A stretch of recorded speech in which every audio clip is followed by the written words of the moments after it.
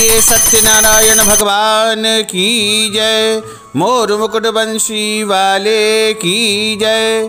गुरुर्ब्रह्मा गुरुर्विष्णु गुरुर्देवो महेश्वरः। गुरुः साक्षात् परब्रह्म तस्मै श्री गुरुवे नमः। सच्चिदानंद रूपाय विश्वोत्पत्त्यादिहेतवे तापत्रय विनाशाय श्रीकृष्णाय वयं नमः। श्री सत्यनारायण भगवान की कथा। प्रथम अध्याय। एक समय की बात है, नैमिषारण्य तीर्थ में शौनकादि 88,000 ऋषियों ने सूत जी महाराज से पूछा, इस कलयुग में वेद विद्या रहित मनुष्यों को प्रभु की भक्ति कैसे मिलेगी तथा उनका उद्धार कैसे होगा। हे मुनिश्रेष्ठ, कोई ऐसा तप बतलाइए जिससे थोड़े समय में पुण्य की प्राप्ति हो जाए और मनवांछित फल मिल जाए।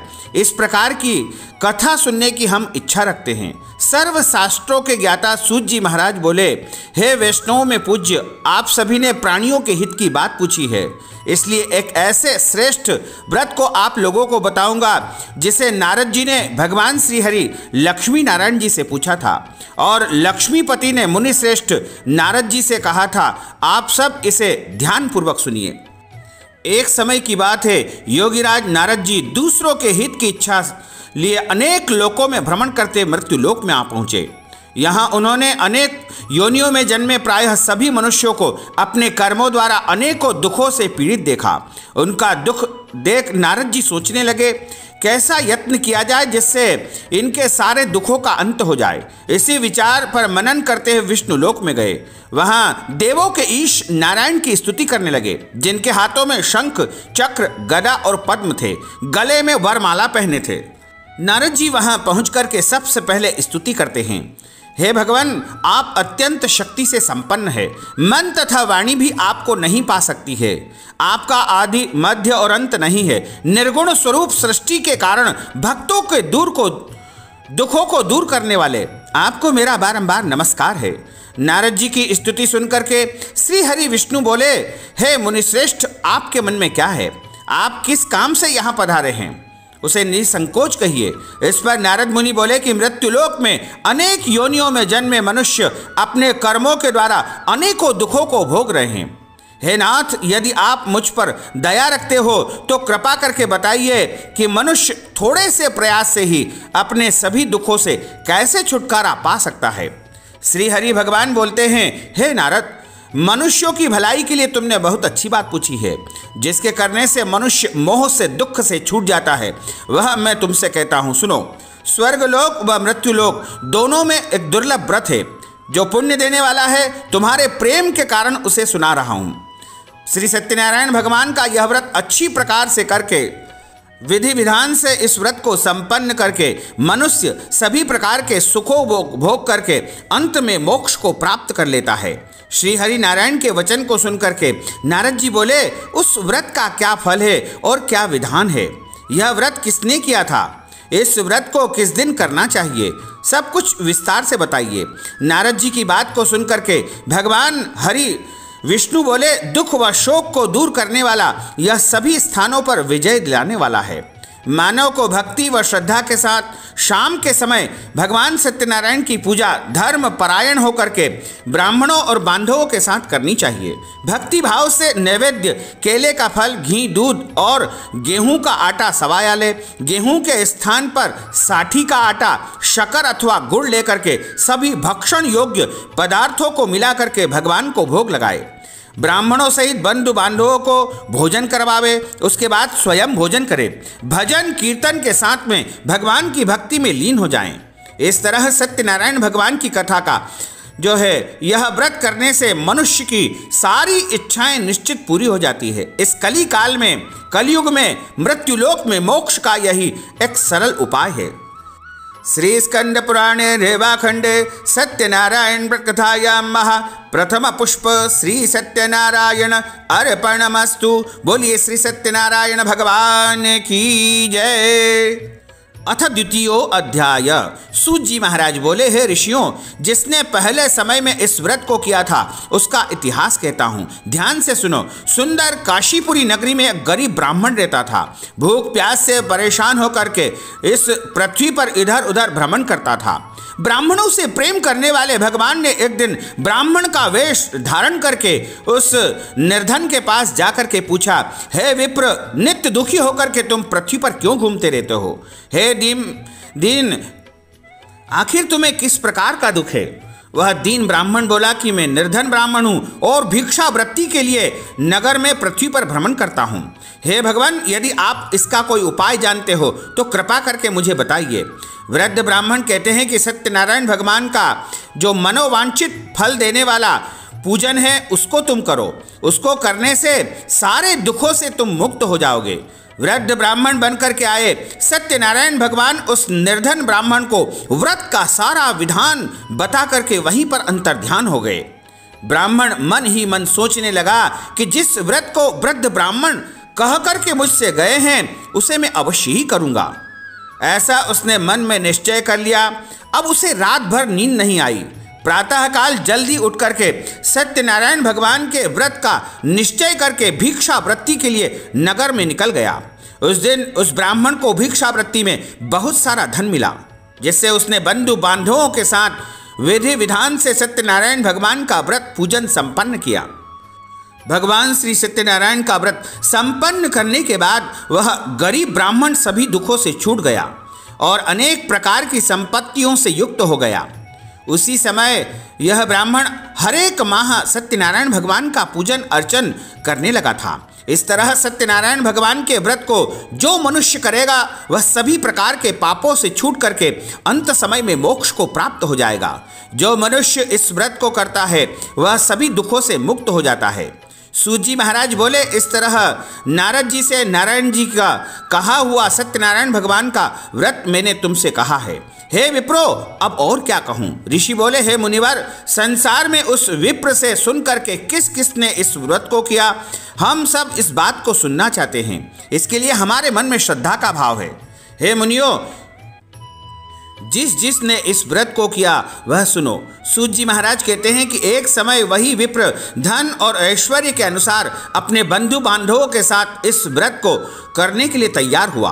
उसी समय एक लकड़ी बेचने वाला लकड़हारा वृद्ध वहां पर आया। लकड़ियों का बोझा बाहर रख करके ब्राह्मण के घर में जल पीने की इच्छा से गया और उनको नमस्कार करके जल पिया और उसके बाद प्रसाद उसने प्राप्त किया और पूछा कि आप यह क्या पूजन कर रहे हैं और इसके करने से क्या फल मिलता है? कृपा करके मुझे भी आप अवगत कराइए। उन ब्राह्मण ने कहा कि सब मनोकामनाओं को पूर्ण करने वाला यह भगवान श्री सत्यनारायण का व्रत एवं पूजन में कर रहा हूँ और इनकी कृपा से ही मेरे घर में धन धान्य की वृद्धि हुई है। उन ब्राह्मण से सारा व्रत का विधि विधान जान करके लकड़हारा बहुत प्रसन्न हुआ और चरणामृत प्रसाद लेकर के वह अपने घर को गया। लकड़हारे ने मन ही मन निश्चय कर लिया कि आज गांव में लकड़ी बेचने से जो भी धन मिलेगा उसी से मैं सत्यनारायण भगवान का पूजन तथा उत्तम व्रत करूंगा। मन में इस विचार को लेकर के वह वृद्ध लकड़हारा सिर पर लकड़ियों का बोझ रख करके नगर में लकड़ी बेचने निकल गया। जहां धनी लोग रहते ऐसे सुंदर नगर में गया। उस दिन उसे लकड़ियों का 2 गुना चौगुना दाम यानी मूल्य प्राप्त हो गया। वह बूढ़ा लकड़हारा बड़ा प्रसन्न हुआ और उसने बाजार जाकर के केले, शक्कर, घी, दूध, दही और गेहूं का आटा लेकर के सत्यनारायण भगवान के व्रत की अन्य सभी सामग्रियां लेकर के अपने घर आया। वहां उसने अपने बंधु बांधवों को बुला करके विधि विधान से सत्यनारायण भगवान का पूजन और व्रत किया और इस व्रत के प्रभाव से वह वृद्ध लकड़हारा धन, पुत्र आदि से युक्त होकर के संसार के समस्त सुखों को भोग करके अंत समय में वैकुंठ लोक को चला गया। श्री स्कंद पुराणे रेवाखंडे सत्यनारायण व्रत कथायां द्वितीय पुष्प श्री सत्यनारायण अर्पणमस्तु। बोलिए सत्यनारायण भगवान की जय। अथ तृतीयो अध्याय। सूत जी महाराज कहते हैं, हे श्रेष्ठ मुनियों, अब आगे की कथा कहता हूँ। पहले समय में उल्कामुख नाम का बड़ा बुद्धिमान राजा था। सत्यवक्ता और जितेंद्री था। प्रतिदिन मंदिर जाकर के गरीब कुबों को और ब्राह्मणों को दान दक्षिणा दिया करता था तथा गरीबों को धन देकर के उन्हें कष्ट दूर किया करता था। उनकी पत्नी का नाम जो है कमल के समान मुख वाली थी और बड़ी ही सती साध्वी थी। भद्रशिला नदी के किनारे पर एक दिन सत्यनारायण भगवान का वह पूजन कर रहे थे। उसी समय साधु नामक एक वैश्य भी वहां पर आया। एक बनिया वहां आया। उसके पास व्यापार करने के लिए बहुत सा धन भी था। राजा को व्रत करते देख करके वह विनती करके पूछने लगा कि हे राजन, भक्ति भाव से पूर्ण होकर के आप यह क्या कर रहे हैं? मेरी सुनने की इच्छा है, आप कृपा करके मुझे बताइए।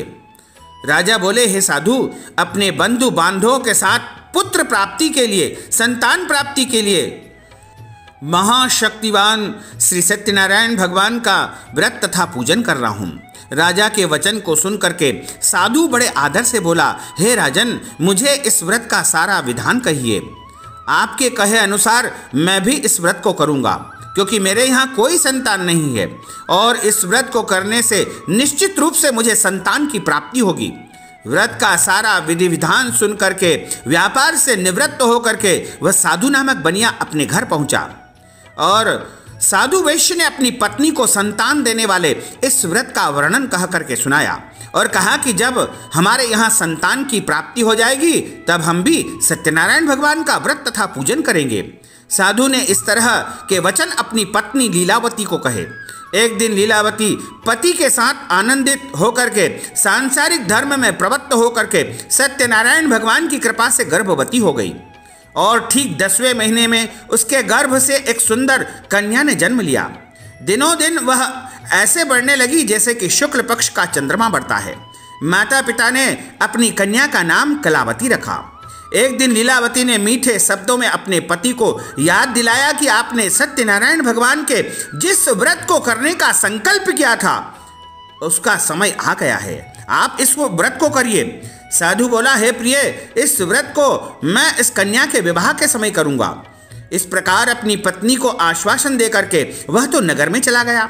कलावती पिता के घर में वृद्धि को प्राप्त हो रही थी, यानी बड़ी हो रही थी। साधु ने एक बार नगर में अपनी कन्या को सखियों के साथ देखा तो तुरंत ही दूत को बुलाया और कहा कि मेरी कन्या के योग्य वर देख करके आओ। साधु की बात सुनकर के दूत कांचनपुर नामक नगर यानी कलकत्ता पहुंचे और वहां देखभाल करके लड़की के लिए सुयोग्य वर की तलाश करके अपने साथ लेकर आए। साधु ने देखा कि बड़ा सुयोग्य लड़का है। उसे देख करके बंधु बांधवों को बुला करके विधि विधान से उसने अपनी पुत्री का विवाह कर दिया। लेकिन दुर्भाग्य की बात है कि साधु ने अभी भी श्री सत्यनारायण भगवान का व्रत नहीं किया। इस पर श्री भगवान क्रोधित हो गए और शाप दिया कि साधु को अत्यधिक दुख मिले। अपने कार्य में कुशल साधु नामक बनिया जमाई को लेकर के समुद्र के पास स्थित होकर के रत्न सागरपुर नगर में गया। वर्तमान में मुंबई जिसे कहा जाता है, वहां जाकर के दामाद ससुर दोनों मिलकर के चंद्रकेतु राजा के नगर में व्यापार करने लगे। एक दिन भगवान श्री सत्यनारायण की माया से एक चोर राजा का धन चुरा करके भाग रहा था। उसने राजा के सिपाहियों को अपने पीछे करते हुए देखा और चुराया हुआ धन वहीं पर रख दिया जहां दोनों ससुर जमाई ठहरे हुए थे। राजा के सिपाहियों ने साधु वैश्य के पास राजा का धन पड़ा हुआ देखा तो वह ससुर जमाई दोनों को बांध करके प्रसन्नता से राजा के पास ले गए और कहा कि हम दोनों चोरों को पकड़ लाए हैं, आप आगे की कार्रवाई की आज्ञा दें। राजा की आज्ञा से उन दोनों को कठिन कारावास में डाल दिया गया। उनका सारा धन उनसे छीन लिया गया। श्री सत्यनारायण भगवान के श्राप से साधु की जो पत्नी थी वह भी बहुत दुखी हो गई, क्योंकि घर में जो भी धन था उसे चोर चुरा ले गए। शरीर में पीड़ा, मन में चिंता, भूख प्यास, अति दुख होकर के अन्न की चिंता में कलावती कन्या इधर उधर घूमते घूमते एक ब्राह्मण के घर गई। वहां उसने श्री सत्यनारायण भगवान का व्रत होते हुए देखा, फिर कथा भी सुनी। प्रसाद ग्रहण करके रात को जब घर वापस आई तो माता ने कलावती से पूछा कि हे पुत्री, अब तुम कहाँ गई थी और तेरे मन में क्या बसा हुआ है? कलावती ने अपनी माता से कहा कि हे माता, मैंने एक ब्राह्मण के घर में श्री सत्यनारायण भगवान के व्रत को देखा। कन्या के वचन को सुनकर के लीलावती भगवान के पूजन की तैयारी करने लगी। लीलावती ने परिवार व बंधुओं सहित श्री सत्यनारायण भगवान का पूजन किया और उनसे वर मांगा कि मेरे पति तथा मेरे जमाई राजा शीघ्र ही घर को आ जाए। साथ ही यह भी प्रार्थना की कि हम सबके द्वारा यदि कोई अपराध हो गया हो, कोई भूल हो गई हो तो प्रभु आप क्षमा कर दीजिए। श्री सत्यनारायण भगवान इस प्रकार इस व्रत से संतुष्ट हो गए और राजा चंद्रकेतु को स्वप्न में दर्शन दिया और कहा कि हे राजन, तुम उन दोनों वेश्यों को छोड़ दो और तुमने जो उनका धन लिया है उसे भी वापस लौटा दो। अगर ऐसा नहीं किया तो मैं तुम्हारा धन, राज्य व संतान सभी को नष्ट कर दूंगा। राजा को यह सब कह करके अंतर्ध्यान हो गए। प्रातःकाल सभा में राजा ने अपना स्वप्न सभी को सुनाया। फिर बोले कि वणिक पुत्रों को कैद से मुक्त करके सभा में लाओ। दोनों ने आते ही राजा को प्रणाम किया। राजा मीठी वाणी में बोला, हे महानुभावों, भाग्यवश ऐसा कठिन दुख तुम्हें प्राप्त हुआ था, लेकिन अब तुम्हें कोई भय नहीं है। ऐसा कहकर राजा ने उन दोनों को नए वस्त्र आभूषण पहनाए और जितना धन उनका लिया था उसे दोगुना करके उन्हें ससम्मान वहां से विदा कर दिया गया। वो दोनों राजा को नमस्कार करके अपने घर की तरफ प्रस्थान करते हैं।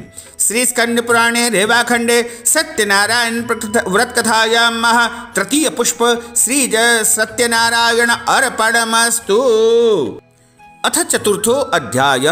सूत जी महाराज बोले, वैश्य ने मंगलाचार करके अपनी यात्रा आरंभ की और अपने नगर की ओर चल दिए। उनके थोड़ी दूर जाने पर एक दंडी वेशधारी श्री सत्यनारायण भगवान ने का रूप धारण किया था, वह आकर के उनके सामने खड़े हो गए और दंडी स्वामी के रूप में पूछते हैं कि साधो, तुम्हारी नाव में क्या भरा हुआ है? अहंकारवश हंसता हुआ वह अभिमानी बोला कि हे स्वामी, आप क्यों पूछते हो? क्यों कुछ धन लेने की इच्छा है क्या? लेकिन मेरी नाव में तो बेल के पत्ते ही पत्ते भरे हुए हैं। वैश्य के कठोर वचन को सुनकर के भगवान बोले कि तुम्हारा वचन सत्य हो। दंडी स्वामी ऐसे वचन कह करके वहां से दूर चले गए। कुछ दूर जाकर के समुद्र के किनारे बैठ गए। दंडी स्वामी के जाने पर साधु वैश्य ने नित्य क्रिया के पश्चात नाव को ऊंची उठते हुए देखा और हल्की होकर के नाव को जब देखा तो खोल करके उसमें देखा तो धन के स्थान पर बेल के पत्ते ही पत्ते भरे हुए हैं। धन के स्थान पर पत्ते देख करके साधु नाम का बनिया मूर्छित होकर के पृथ्वी पर गिर पड़ा। मूर्छा खुलते ही वह अत्यंत शोक में डूब गया। तभी उसका दामाद बोला, पिताजी आप शोक क्यों मना रहे हैं? यह दंडी स्वामी ने हमें श्राप दिया है, उनकी शरण में हमें चलना चाहिए, तभी हमारी मनोकामना पूरी होगी। दामाद की बात को सुन करके दंडी स्वामी के पास पहुंचे और अत्यंत भक्तिभाव से उनको प्रणाम किया, नमस्कार किया। बोले, मैंने आपके सामने जो असत्य वचन कहे हैं उनके लिए मैं आपसे क्षमा प्रार्थना करता हूं। मैं बारंबार क्षमा प्रार्थना करता हूं, आप कृपा करके मुझे क्षमा कर दीजिए। ऐसा कह करके महान शोकातुर होकर के वह साधु नामक बनिया उन दंडी स्वामी के सामने जोर जोर से रोने लगा। तब दंडी स्वामी बोले, हे वणिक पुत्र, मेरी ही आज्ञा से तुमको बारंबार दुख प्राप्त हुआ है। मैं कोई और नहीं, स्वयं सत्यनारायण हूं। तुम मेरी पूजा से बहिर्मुख हो गए हो। साधु बोला, हे भगवान, आपकी माया से ब्रह्म आदि देवता भी आपके रूप को नहीं जानते हैं। मैं अज्ञानी कैसे जान सकता हूं? आप प्रसन्न होइए, मैं अपने सामर्थ्य के अनुसार आपकी पूजा अवश्य करूंगा। मेरी रक्षा कीजिए और पहले के समान नाव में धन को भर दीजिए। साधु वेश्य के भक्ति पूर्वक वचन को सुनकर के भगवान उसी समय प्रसन्न हो गए और उसकी इच्छा के अनुसार वरदान देकर के अंतर्ध्यान हो गए। अब दोनों ससुर जमाई नाव पर सवार हुए और नाव धन से भरी हुई थी। फिर वही अपने अन्य साथियों के साथ सत्यनारायण भगवान का पूजन करके अपने नगर को चल दिए। जब उनका नगर समीप आ गया तो दूत को घर पर खबर करने के लिए भेज दिया गया। दूत साधु की पत्नी को प्रणाम करके कहता है कि सेठ जी अपने दामाद के सहित बहुत सारा धन लेकर के नगर के निकट आ चुके हैं। दूत की बातों को सुनकर के साधु की पत्नी लीलावती ने बड़े हर्ष के साथ सत्यनारायण भगवान का पूजन करके अपनी पुत्री कलावती से कहा कि मैं अपने पति के दर्शन करने जा रही हूँ, तुम भी पूजन कार्य पूर्ण करके शीघ्र चली आना। माता के ऐसे वचन को सुन करके कलावती जल्दी में पूजन तो पूर्ण कर लिया, लेकिन भगवान का प्रसाद छोड़ करके अपने पतिदेव के दर्शन करने के लिए चली आई और प्रसाद की अवज्ञा के कारण श्री सत्यनारायण भगवान उस से रुष्ट हो गए और नाव सहित उसके पति को पानी में डुबो दिया गया। कलावती अपने पति को वहां न देख करके रोती हुई पृथ्वी पर गिर पड़ी। नौका को डूबा हुआ देख करके, कन्या को रोता हुआ देख करके साधु दुखी होकर के बोला कि हे प्रभु, मुझसे या मेरे परिवार से जो कोई भूल हुई उसे आप क्षमा कर दीजिए। साधु के दीन वचन को सुन करके भगवान सत्यनारायण प्रसन्न हुए और आकाश से आकाशवाणी होती है, हे साधु, तेरी कन्या मेरा प्रसाद छोड़ करके चली आई है, इसलिए इसका पति अदृश्य हो गया है। यदि घर जाकर के पुनः प्रसाद ग्रहण करेगी तो निश्चय ही इसे पति की प्राप्ति हो जाएगी। ऐसी आकाशवाणी को सुनकर के कलावती कन्या तत्काल घर पहुंचती है और प्रसाद प्राप्त करती है, प्रसाद ग्रहण करती है और फिर आकर अपने पतिदेव का दर्शन करती है। उसके बाद साधु अपने बंधु बांधवों सहित श्री सत्यनारायण भगवान का विधि विधान से पूजन करता है और इस लोक में सुख भोग करके और प्रत्येक पूर्णिमा और संक्रांति को अपने घर जाकर के विधिवत जो है वह भगवान का पूजन करता है और अंत समय में वह वैकुंठ लोक को प्राप्त कर लेता है। श्री सत्यनारायण व्रत कथायां महा श्री स्कंद पुराणे रेवाखंडे सत्यनारायण व्रत कथायां महा चतुर्थ पुष्प श्री सत्यनारायण अर्पणमस्तु। बोलिए श्री सत्यनारायण भगवान की जय। अथ पंचमो अध्याय। सूत जी महाराज बोले, हे ऋषियों, मैं और भी एक कथा सुनाता हूँ, उसे ध्यानपूर्वक सुनो। प्रजा पालन में तत्पर एक तुंगध्वज नाम का राजा था। उसने भी भगवान का प्रसाद त्याग करके बहुत दुख पाया था। एक बार वन में जाकर के वन्य पशुओं को मार करके वह एक वट वृक्ष के नीचे जाकर के बैठ गया। वहाँ उसने ग्वाल बालों को भक्ति भाव से अपने बंधुओं के सहित सत्यनारायण भगवान का पूजन करते हुए देखा। अहंकारवश राजा उन ग्वाल बालों के पास नहीं गया और न ही भगवान को उसने प्रणाम किया। बाद में जब ग्वाल बालों ने देखा कि राजा तो विश्राम कर रहे हैं, तो राजा के पास भगवान का प्रसाद ला करके रख दिया। राजा की जब निद्रा टूटी तो उसने प्रसाद का अनादर कर दिया और अपने घर चला गया। इससे राजा का सब कुछ तहस नहस और नष्ट हो गया। उसके 100 पुत्र, धन धान्य सब कुछ उसका नष्ट हो गया। तब वह समझ गया कि भगवान की पूजा का मैंने अपमान किया है, उनके प्रसाद का मैंने अनादर किया है, इस कारण यह सब गति हुई है। वह दोबारा ग्वाल बालों के पास पहुंचा और विधि पूर्वक पूजा करके प्रसाद प्राप्त किया। सत्यनारायण भगवान की कृपा से सब कुछ पहले जैसा हो गया और बहुत समय तक इस पृथ्वी पर सुख भोगने के बाद अंत समय में उस राजा को स्वर्ग लोक की प्राप्ति हुई।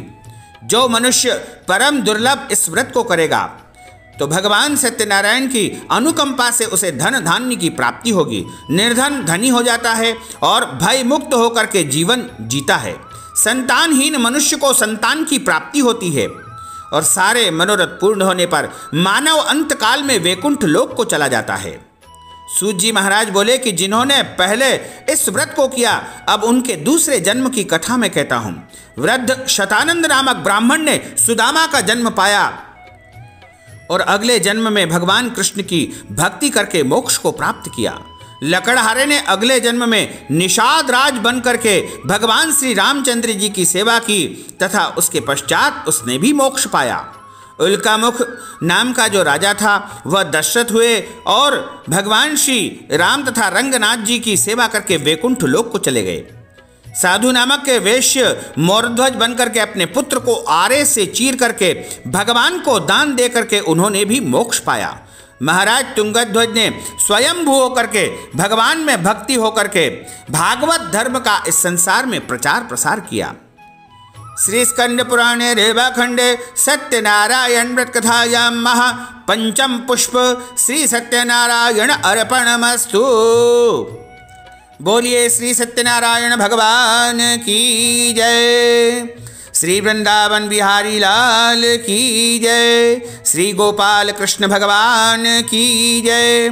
अच्युतं केशवं राम नारायणं कृष्ण दामोदरं वासुदेवं हरे श्रीधरं माधवं गोपिका वल्लभं श्री जानकी नायकं श्रीरामचन्द्रं भजे।